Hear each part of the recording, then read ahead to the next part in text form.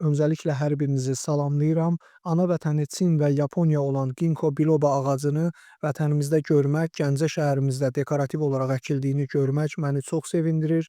Bitkimizin elmi latın adı Ginkgo biloba, Azərbaycanca isə məbəd ağacı, beyin ağacı adları ilə bilinir.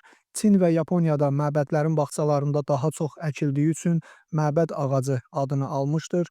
Təbabətdə isə beyin metabolizmasını nizamladığı üçün beyin ağacı adını qazanmışdır.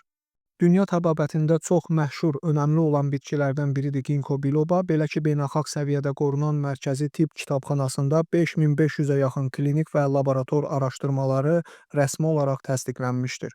Bitkimizin klinik və laborator araşdırmalarda bilinən faydalarını sıralasaq, ilk öncə yaddaş və beyin funksiyalarını yaxşılaşdırıcı, yaşla bağlı yaddaş zəifliyi, beyin yorğunluğu, diqqət dağınıqlığı, ümumi və beyin qan dövranını yaxşılaşdırıcı, damarları genişləndirici, tinnitus, qulaq səs-küyünə qarşı faydalı olduğu bilinməkdədir.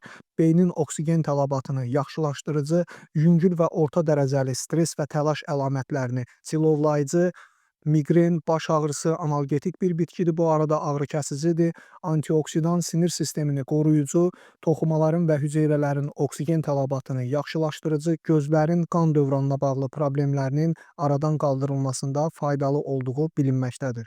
Bu dəyərli bitkinin tibbi istifadələrinə gəldikdə isə təəssüflər olsun ki, Ginkgo biloba mütləq şəkildə etanol AGB 761 standart ekstraktına tabe tutulmalıdır. Ev şəraitində yarpaqları isti və ya soyuq su dəmləməsi edib qəbul etməyiniz heç bir fayda verməz.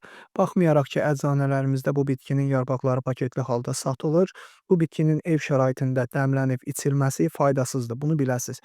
Səbəbi də odur ki, bitkimizin beyin üçün əsas lazım olan terpen laktonları, ginkolit, ABC və bilobalit maddələri suda çox cüzi həll olunur. Bu da müalicə və təsir üçün çox yetərsiz qalır. Beləliklə, ev şəraitində qismən yarı təsirli dəmləmə üsulunu video açıqlamasında qeyd edirəm. Yüksək təsirli etanol çıxarış üçün isə direktimə yaza bilərsiniz, köməklik göstərə bilərəm. Bunu unutmamaq lazımdır ki, hər bir bitkinin özünə məxsus tərkib maddə kütləsi var və hər bir bitkinin tərkib maddə xarakterinə uyğun dəmləmə, çıxarış metodları seçilməlidir. Yenə bir bitki ilə başınızı xarab elədim, haqqınızı halal eləyin, çox sağ olun, Allah amanında.